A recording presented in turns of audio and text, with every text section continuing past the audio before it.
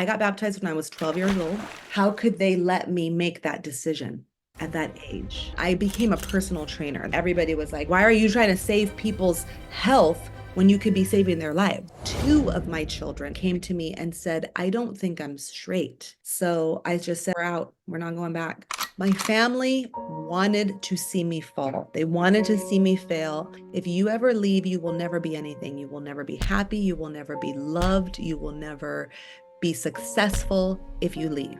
I won't just survive. No, you will see me thrive. Can write my story. Don't be surprised, I will still rise. Avi, when I think of you, I think of someone who's not just talented, but someone who really enjoys and soaks up life to the fullest. Really someone who embraces hard challenges and turns them into opportunities to expand your love for humanity. Thank you. Oh my goodness. That's so, I love that. Thank you. Yes, I do. I feel like life is so juicy. My life is so juicy and I enjoy every moment of it, all of it, the good, the bad, all of it. And it really shows up in your energy too, Avi. So do you think if you were still a witness, you were able to open up your heart and embrace life as much as you do now? Absolutely not. I mean, when you are when you're a witness, this is not the real life, right? We're waiting for the real life. So definitely not. I mean, when I was a witness, when I did start along my career path, it was very resisted because it was like, if you have time to do this, then why aren't you going door to door? Why are you trying to save people's health when you could be saving their lives? Like, so yeah, no, I would not have been able to really fully embrace life the way that I do today. So how was your life being as a Jehovah's Witness? Well, I am fourth generation in the organization. So it was very deep in my family, and therefore I was very much indoctrinated. Okay. And so I really believed it 100%. I was in it to win it. There were so many things about it that I really did honestly and authentically love. I loved going door to door. I know a lot of people say, oh, I hated that we had to do that. And, we're traumatized by it. I loved it. But that's because I love people. I was happy to, and I'm very extroverted. So I was very happy to go out and talk to people about the Bible. And I love the fellowship. I loved being part of the community. There were a lot of things that I really enjoyed being as a witness. But I will say that I got baptized when I was 12 years old. Wow. Yes. And at 14, I had kind of almost like a crisis in that I was having now these totally normal, natural desires to be like a teenager, but recognizing that because I was baptized, the consequences, if I was to follow my desires or my whatever I wanted to do, the consequences would be so great. And I remember having this kind of personal crisis, which was like, how could they let me make that decision at that age? Wow.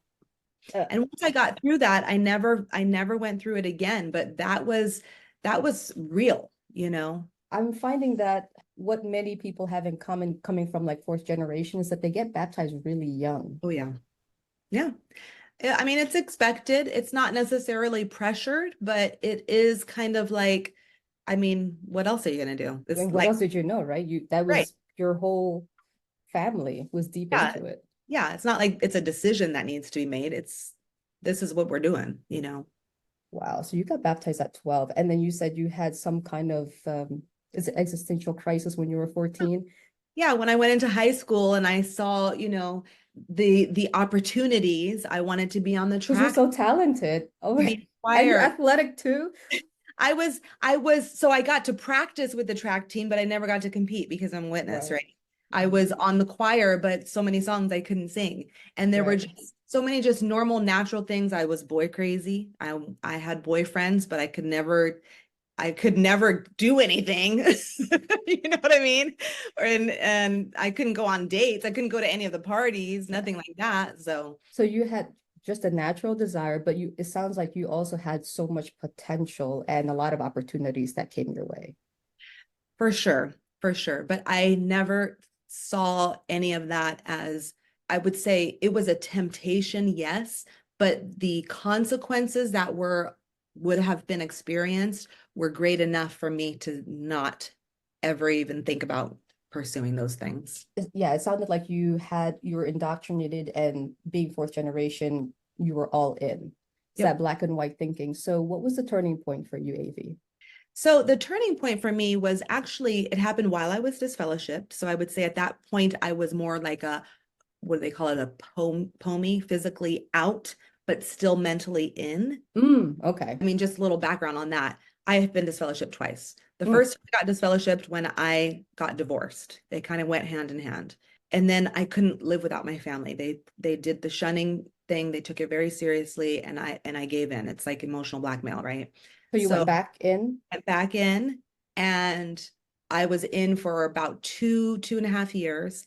And then I messed up again. Can I And ask you though? I told on myself like we're supposed to do. So I went back in for a couple of years, and then I was for about a year and a half while I was back in, I was really making a very strong effort to be a good girl. Uh, but at some point I started kind of one foot in, one foot out. I had friends that were not witnesses. I was hanging out with a lot. I was kind of basically just doing what I wanted to in my own personal life, but also pretending to be a good witness girl. So that got to me because I don't like it. I don't like the double life thing. I don't like the living out of integrity and just not, it felt dishonest for me. I told on myself. I got disfellowshipped again. I still was mentally kind of in the sense that that's where my family is. I'm a big So it's that. it is. I just felt like I got to go back, and I have kids too, so I'm thinking I got to go back. But at some point during that time, my kids each came to me one by one to tell me that they did not want to be witnesses. And the context of that was two of my children, I have three, two of them came to me and said, I don't think I'm straight. I'm queer, I'm gay, I'm pan, I'm whatever. They said, any number of these alternative sexualities that are not accepted by AWs. And for me, I just felt like that was kind of the deciding factor to me, because I'm like, I cannot be a part of a organization that would do to them what they have done to me, as far as the shunning goes, the disfellowshipping, all that. I'm like, I can't do it. That's where I draw the line. So I just said at that point I had a little family meeting, and I I said, love that. we're out. We're not going back. You saved your children from feeling that pain of shunning. Yes. And not just that. I felt like at the time, I felt like, I don't know if they are gay or they're not, and nor do I care. What I care is that I care that they feel safe enough to come to me with that, and that they feel safe enough to explore. Well, first of all, I want to commend you. I just think that it takes a lot of courage to break that cycle of conditional love. I mean, I don't have kids of my own, but if there's anything that makes me feel overjoyed is when I see parents and children reunite after being disconnected from the cult. And it really overjoys me to see when families, like parents and children, when they wake up together and they leave together. Yes. I love that. I really love that. When I reunited back with my parents, because I was the only one, the organization in my household that was a witness. It was just celebrating Mother's Day, like, just brings tears to my eyes. Just the fact that we can celebrate, our parents, and okay, this is getting emotional. Oh, But just the reconnection and the yes. fact that you were able to choose your family unconditionally, it just is just very Thank you. it's beautiful.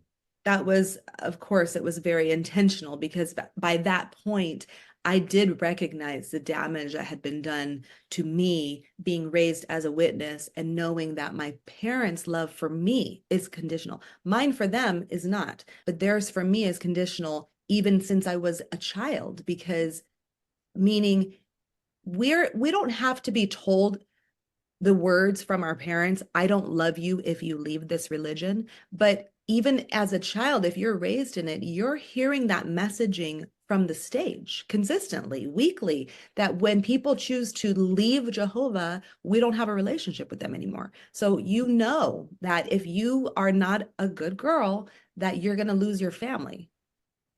I just feel like we're always walking on eggshells and everything feels like a risk.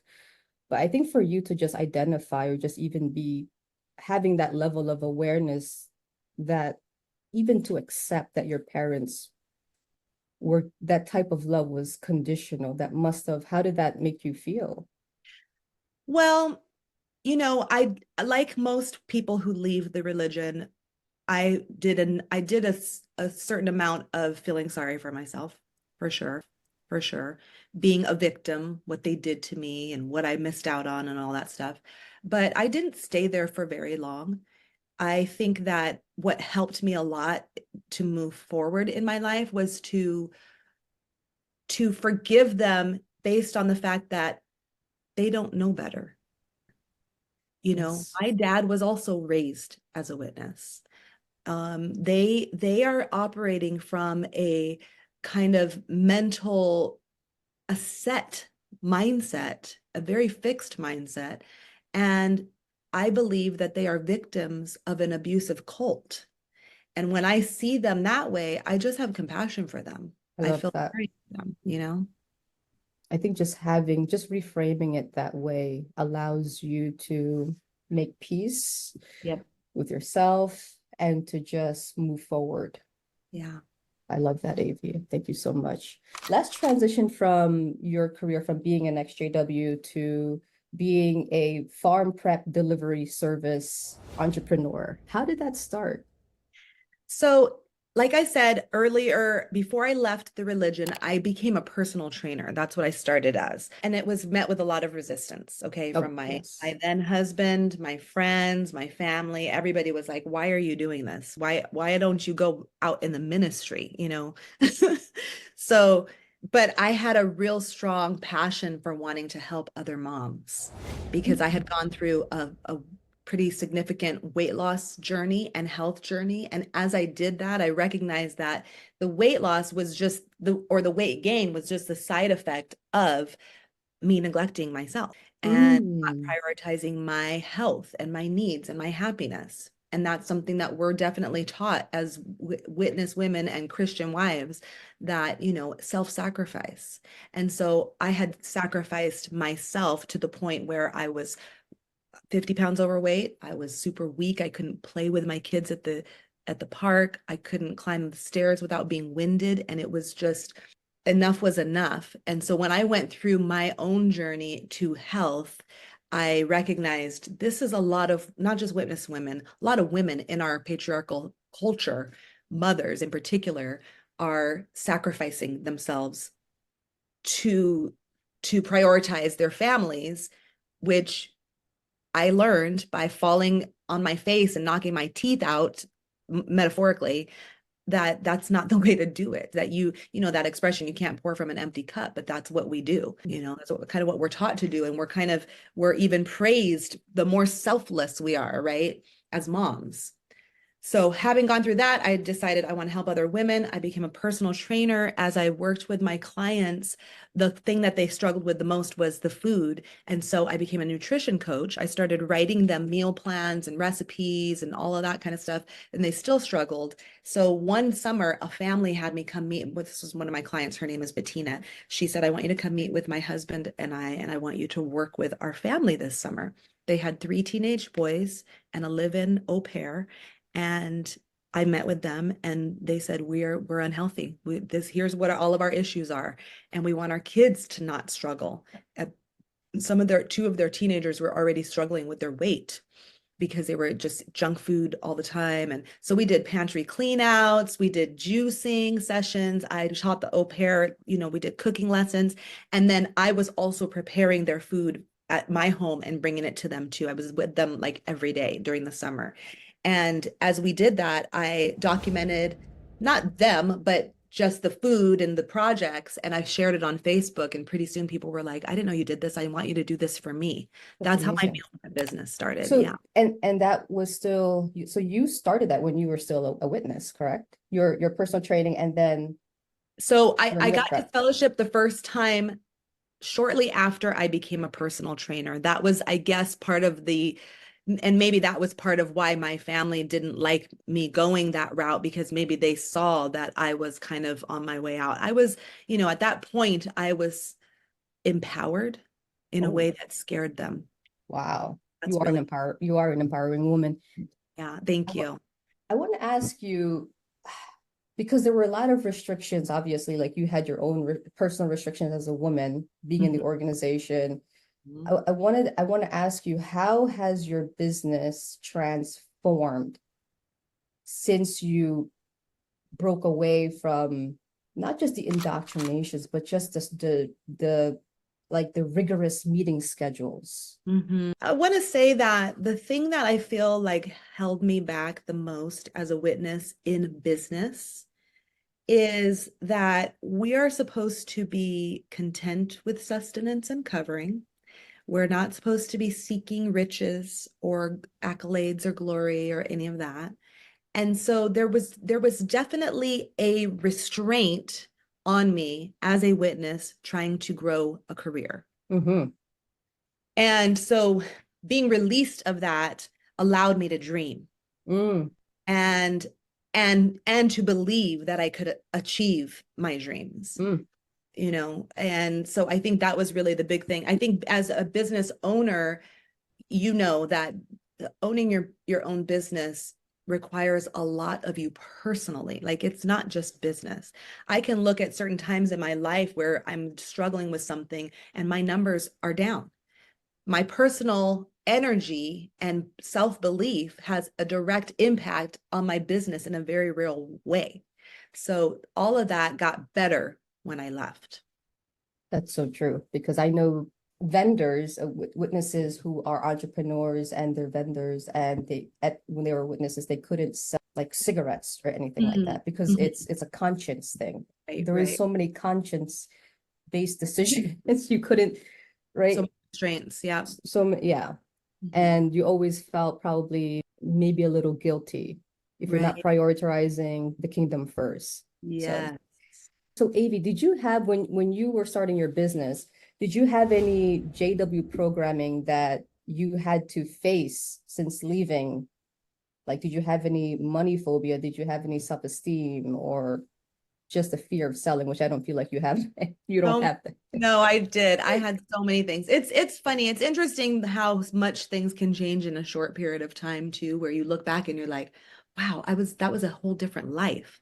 But yes, as far as the conditioning that I had to heal, that I had to grow out of or shed, there was um there was the fact that I didn't have an education. I barely graduated high school, and that because higher learning is looked down upon Mm, by JW religion. And so there was a self-belief or a lack of self-belief in my ability to start and run a successful business. There was I'll tell you something that's kind of interesting, and I'm curious if this resonates with you at all. But being raised as a witness, there's a lot of shame that women in particular are bestowed. And it might also be from just because of my mom and the shame she was carrying that I, by osmosis absorbed as well. But I think that when I started to embrace my own, what I want to say is there was a coach that I learned about once in a business entrepreneur business Facebook group who says she introduced herself by saying, I work with women to step into their power sexually so that they can grow their businesses. mm. And I was so fascinated by that expression, and it resonated with me right away that I reached out to her after that and I started to work with her. And so what I'm saying is, I think that there is a lot of sexual shame that I had to kind of excavate Mm-hmm. Mm-hmm. and let go. Absolutely. Yeah. Because it's a head, I think it comes from the headship arrangement if you Yes, yes. I do think that too, that we're here to please our husbands, and that We're is, always less than. Women leadership empowerment, it's one of the things that I always desired myself. Mhm. And so yeah, I think a lot of women can actually be women can resonate with that. Yeah, so I think that working through that kind of the sexual shame, the just the feeling of needing to be apologetic about just existing, just asking for what I want, asking for what I need, kind of learning how to live in a more unapologetic way and energy. Yeah. You know what I mean? Yeah, and I think that I don't know, I think of the word obedience when I'm listening to our conversation or just the scenarios where I don't know, I think it just goes back to the patriarchy system that we are part of. JW is patriarchy on steroids. Like, But see, I think that's also something that I'm also trying to navigate, stepping into my power and being comfortable as a woman of color and really just building that self-esteem back. yeah. It's cult and the culture. Yes. Yes, it is. You're right. Yeah. In fact, my coach used to tell me, may you have the confidence of 10 straight white men. Like, That's so good. I'm like, yeah, exactly. Yes, it Yeah, is but when you're culture for but you women and yeah, but the people of thing is like color. as but that really transitions that energy if you're an XJW woman Yeah. and you're always taught you're less than a man and then you leave the Yes. organization. Do you know how hard that is to navigate? It's just a lot of hard conversations. It's a lot of you meet yourself and I think you kind of meet what's still in your subconscious mind that you need to learn how to deprogram.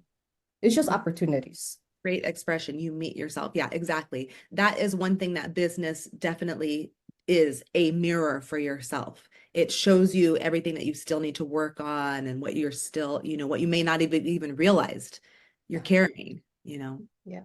So those were some of the barriers. What were some that we learned from the organization that could help us in our business? Oh, so much. I mean, I am grateful that I'm fine with having no or being rejected. I can be pretty relentless and persistent. And you um, have great emotional intelligence too. yeah, you do. You do learn emotion. You have to, as part of a survival thing. But you do learn how to communicate well. Public speaking is something that I always loved and I still love, and I That's get to even more now. So I think those are some of the things I love people, so I'm gonna be talking to people regardless, but I definitely got those skills well in me from being raised as a witness. I love that. I always want to emphasize there are good stuff. There are. We don't always have to start over. We could just, I think now that we have the ability to be free, we can now sharpen those skills. Like you are still sharpening your communication skills. I'm still sharpening my public speaking skills, but we can just take it to the next level. My best friend uses this expression, nothing is wasted. And I Yes. really love that. We talk about that whenever we've gone through some kind of, experience. Maybe it's a breakup, maybe it's whatever, some kind of disappointment. It's like, it's all for, it can all be, depending on the way that we choose to look at it, but it can all be for the best. I don't regret that I was raised as a witness. There's a lot of things that, if not that, then this would not be happening. Do you know what I'm saying? Like, you change one thing in the past, you change everything. So my goal in life really is for me to say, even the worst things that happened to me were in some way beneficial in the Absolutely. overall Yeah. scheme of things. I want to know, AV, so is your profession in alignment with who you are? Oh, yes, so much so. Thank you. That's such a great question. My purpose, my calling really in this life is to help people to have their greatest health. Physical, mental, emotional, spiritual health is all connected. It's inextricably connected. You cannot be healthy in one and not the others, and vice versa. Meaning, if you're not well mentally, you're going to experience physical illness too. So they're all connected, but for me, it is really through the food, through the nutrition that I have just kind of found my calling. I always love to cook. I love feeding people. It's one of my love languages, and cooking food and I also teach people. So cooking food and teaching is kind of feeding the people and teaching the people is just, it makes me so happy, and it is totally in alignment with my just who I am, just the vibrant, juicy life that I live. It's all, yes, it's all on the same energetic frequency. If I'm JW or someone who is leaving the organization and I'm trying to find something a career that fits for me, how do I where do I start to find something that feels in alignment with me when I don't even know me, if I'm leaving the organization? Yeah, if I don't even know me. Wow, that's so good. Yeah, it is. Yeah, it is. Yeah, we can't not speak about the deep, deep work that we have to do I love to that. be able to move forward and be happy in life after escaping. I call it escaping a cult, because the messaging goes so deep and it's so counter to what really brings happiness, in my opinion, that this messaging of that everything that I do is sinful and that I am sinful and my inclination of my heart is only bad all the time. That is word for word what their Bible teaches their people. And so there's the whole thing about learning how to listen to your intuition, because we've been taught for all of these years that our intuition is going to mislead us. We can't trust our heart, So right? true. I mean, that would probably be the number one thing to try to unlearn, especially for us as women in starting our lives over. Trusting our heart is it's our birthright. Like that's our guidance, And because for the most part, I think witnesses really are people who love other people. Yeah. I think that because it is a proselytizing religion where, I don't know. I think a lot of people don't like preaching, but I do think that most of the people in that religion would say that they love their fellow human. Yeah. Yeah. And so many ex-Jehovah's Witnesses that left, they end up being coaches, life coaches. They end up still being in a service type of, because we just love it. Yeah, we're people that we really do love people. We really do want to help people. And the fact that we have experienced such extremity of just having our families apart or not being that's an extremity that a majority of people do not experience. I think that experience, though, because we've experienced that, I feel like that really expands our love for humanity. Say more. Yeah. I don't know, but when I woke up, it did. I was like, I will never, when I woke up during the pandemic, so I was like really bad in my mental health. And I was like, I am going to do all that I can in my capacity so that people do not experience that type of. Oh, right. I see what you're saying. They're so exclusive. They really are very bigoted as a religion in their teachings. And so you're right. When we leave, I mean, for myself, I can say that as a witness, even though I was raised that way, I've always had a love for like the gays. Like I've always felt like, I actually felt like I could relate to them, because to me, it felt like the most unfair thing for them to love and be attracted to their same sex. And because of that, they can't be accepted as a witness. Like to me, it always bothered me. Yeah.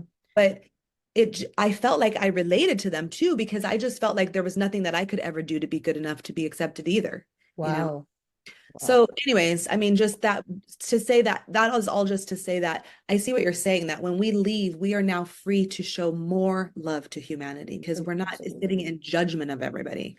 We have experienced the worst, so we can really, yes. Yeah. But to your point, what is the first step to finding alignment after you leave the organization? Learning how to deprogram. Yeah. There's so many things. It's so many layers. I know so many layers. It's really a continuous journey, self-healing journey. But you know, when I first woke up, I wanted this self-healing journey to have a deadline. Like I need to heal right away. And my therapist was like, there is no Yeah. deadline. Yeah. We don't know when you're going to be healed. But there's actually a benefit to that, my friends, too. The fact that it's a healing journey, you actually have more opportunities to have breakthroughs in your healing journey. Hmm. You don't have to have just one breakthrough, but Yeah. the longer the journey is, you can have so many breakthroughs in your healing journey. Yeah, that's true. It's like you keep breaking through like a Keep wall. break. Oh, I there's always feel like another I'm one. breaking. Yeah, and the fact that we can just celebrate all of our achievements is just, to me, I just want to sit in it Yes. because we can now, and we can take credit for all of the amazingness that we have. Yes. Yeah, we don't have Yes. to be so self-loathing. Another thing we have to just continue to deprogram. Yeah, that's the self-loathing, especially for women, I think, is a big Yeah. one. Yeah. Okay. Yeah. I mean, it's Ah, a big question when you say like what's the first, how do we figure out what we want to do? It's like all of that work, the deprogramming like you're talking about. I guess there's certain things that are, I guess, bigger and more pertinent for us to kind of deconstruct as soon as possible. But like to your point, it is an ongoing thing. Other things come up and we're like, oh, I did not, it's a blind spot, right? We didn't know it was there until it's spotlighted to us. you can meet yourself when you have these challenges, but I always view challenges as, I think it's just opportunities. Yes. Nelson Mandela said, I never lose. I either win or I learn. Mm. So everything is, there's value to everything. All of the fails, there's value. Did you struggle with celebrating yourself in the beginning? Yeah, I mean, I think that like even my own birthday for the first few years, I was just like, you don't need to do anything. Like I've pretty much overcome that. But as far as celebrating myself, yeah, I mean, like you're saying like taking credit for something. Yeah, just like when you have an achievement, you Yeah. celebrate, you pop champagne, or you go out with your girlfriends, like because we were never allowed to take credit. Yeah. And so sometimes when we do start taking credit, it feels kind of crunchy. It feels kind of like, no, we shy away from it. That is part of the self-love journey, though. I think those are the first things that we have to try to learn how to do when we leave, is to learn how to properly love ourselves, appreciate ourselves, celebrate ourselves. Here's another thing. Did you struggle with being visible online after being disfellowed or Mm. after, how You know was what? that for you? I'll tell you something that I really struggled with for initially. I felt like my family wanted to see me fall. They wanted to see me fail. I knew they did because I knew that they felt like if I fell down and got hurt bad enough that I would come crawling back, something like that, you know? Or maybe they wanted to see me punished. I don't know, but it's just the kind of thing where it's the messaging is if you ever leave, you will never be anything. You will never be happy. You will never be loved. You will never be successful if you leave. That's the messaging. It was said specifically directly to us. That is what's going to happen. When I left the first time, my then husband wrote me a letter. I still have it today. It still burns, but it was like, you will never find love, outside of this organization. And so, and there's a part of you that believes that, so I think that initially for the first maybe a couple of years, I was afraid to post me celebrating life because I knew they were creeping on my stuff. And it was almost like, I don't know. I don't even really know how to explain what was happening to me in that moment, but it was like, I did not want them to see me happy. I felt like they expected to see me sad. So I'm just going to let them think that I am sad, even though I'm actually really freaking happy. You know, I don't know. I got over that. And then I started saying, you know what? I'm going to live my life out loud because that is their teachings, their beliefs, their whatever. That's on them. That does not have anything to do with me anymore. Yeah, now I post everything. Oh, well, I guess part of it was also, because I'm celebrating holidays. So I'm like, oh Oh man, yeah. I don't want them to see me celebrating holidays. Wait, so your profile was public, or they were still part of your My friends list? profile has always been public because I use social media to grow my business. That's a hurdle for many people, is Yeah. to see, even for me too, when I started my YouTube channel, it was a hurdle for me. It's very intimidating in the beginning because we were getting a lot of validation from that organization Mm-hmm. that measured our worth. Yep. And so now that we're solopreneurs and we have really no close community like that, Mm-hmm. we have to learn how to, I think going back to what you said, that journey of self-love. We got Yes. to have our own back. We have to learn that. We Yeah. have to learn how to step into our power and just incremental, what is that? Just incremental, I don't know, like baby steps into being visible. I don't think we have to turn it up all the way. For me, I just did incremental stuff. Yeah. Yeah. As you're comfortable. As you're comfortable, as you're ready, Yeah. as you're ready. Yeah. I mean, it took me this long to realize and say their rules about who they can talk to, if they can have a relationship with me or whatever, those are their rules for them. They're Mhm. not rules for me.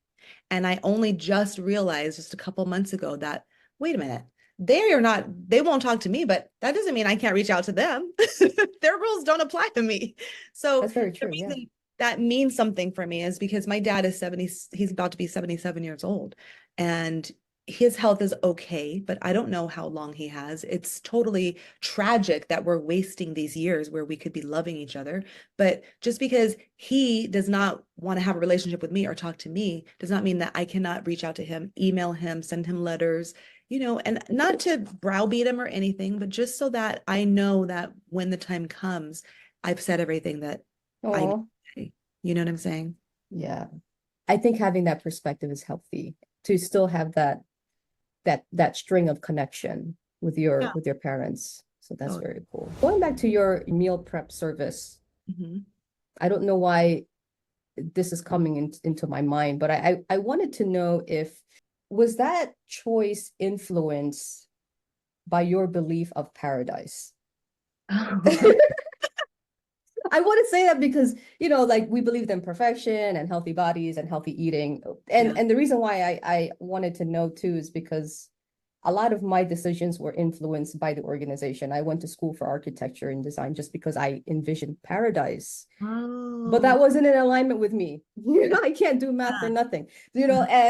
And so what I really like is psychology and sociology, and that's why I ended up going back to school. But that's the reason why I wanted to ask if your professional careers were influenced by those beliefs. Mm.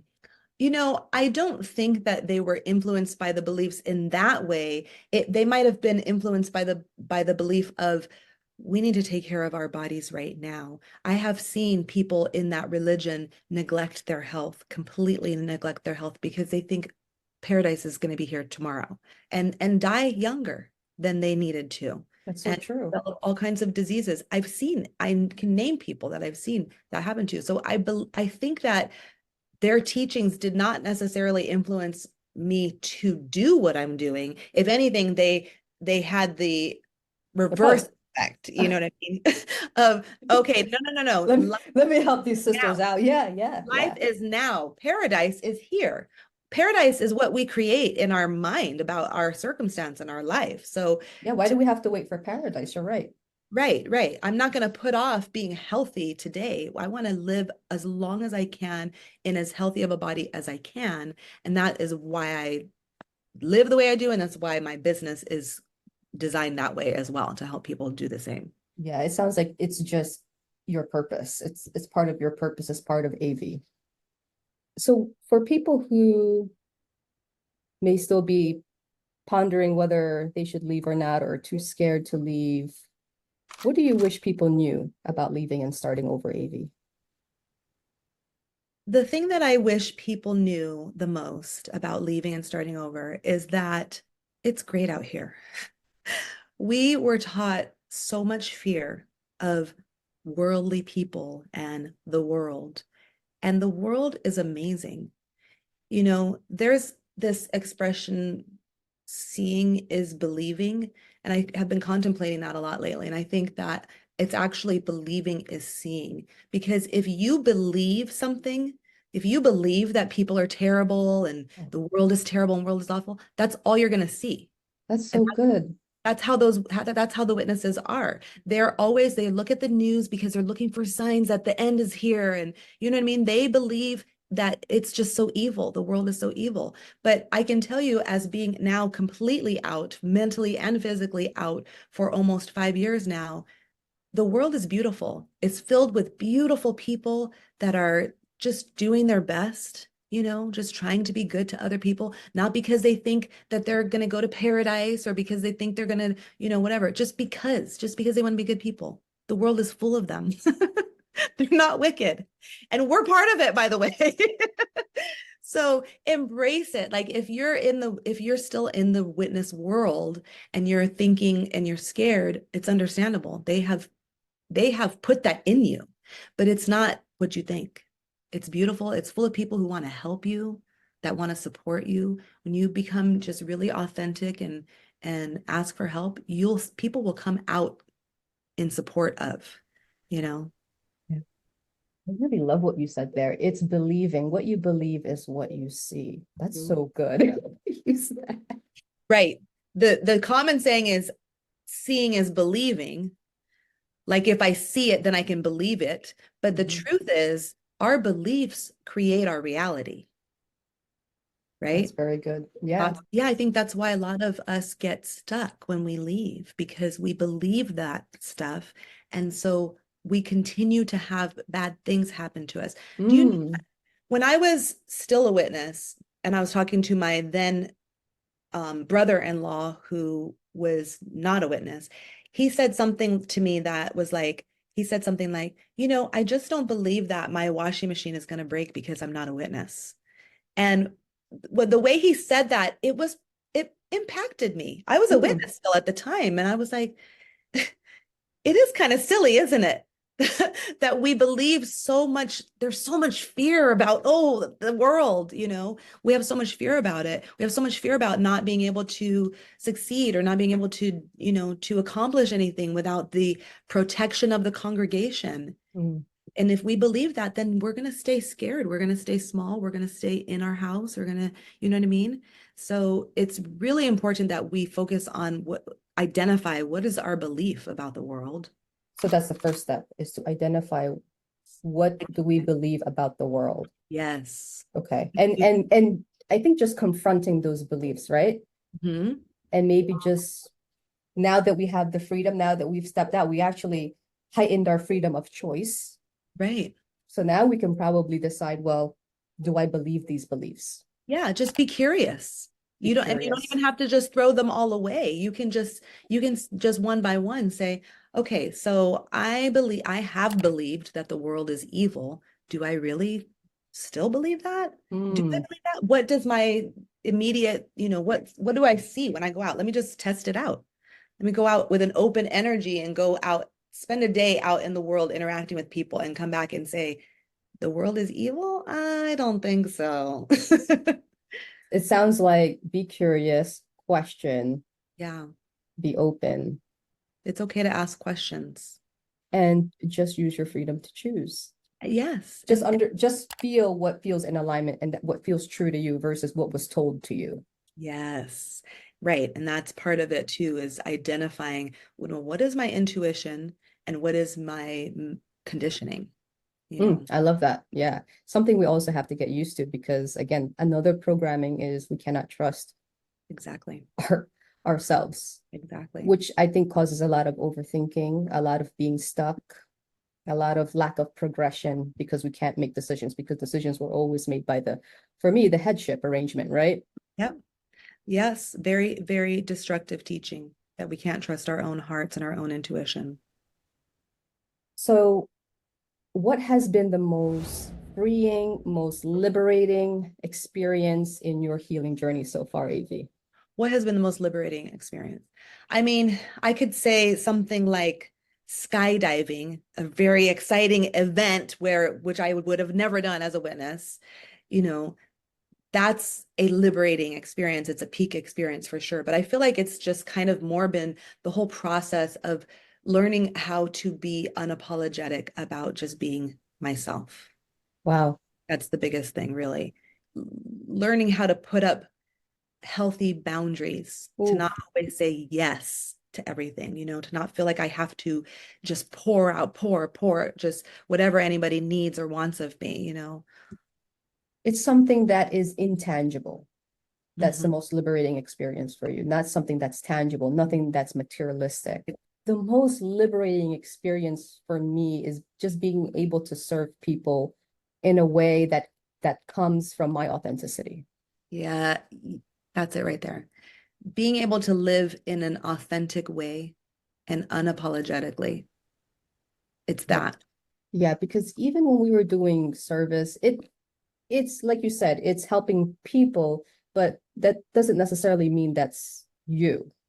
Right. You were genuinely doing that, but that doesn't necessarily mean that you are really using your gifts and potential to serve people at a greater capacity, the greater impact. I think that's what we're here on this world, at least, to do, is to use our gifts and our energy in a way that feels in alignment with us so that we can serve humanity in a great way, the greatest way that we can. I agree 100%. And it's not a saying necessarily, but from a book that I just read, can I share it with you? Of course. Those notes. And it was just so beautiful the way that he said this. He says, it's Kyle Cease. I don't know if you know who that is, but he's one of the personal growth teachers. And he says, the universe has been waiting all this time to express itself as it only can do uniquely through you. So, in other words, like what you were saying, that we each authentically have our own special offering, our own special gifts that are meant to be shared, and they're unique to us. And so, how dare we not share them? Who are we to not share, right? From that authentic place, as opposed to what you're saying, like when you're in the witness world, it's very discouraged to be unique, to be Yes. different. You don't, that's not, no, this is the collective, it's the board, okay? We all think as one. It's their unity, but it's really conformity. Yes, exactly. Any last remarks? I'm just so grateful that you are platforming witness exjw professionals, because there are so many of us that get stuck in our lives, like we are not able to move forward because of just not being able to get past the conditioning and the victim aspect of what we've been through. And it's not to dismiss it, because it's horrific, it's terrible what they do to us when Mm, we get shunned. But there's a lot of us that have moved forward, and you are getting to help other people who are kind of stuck have a little guideposts, right? Have examples, and everybody has their different stories. So your other interviewers are going to have something else that they work through, you know what I mean? And it's going to touch somebody. So what somebody. you're doing is having an amazing like ripple effect.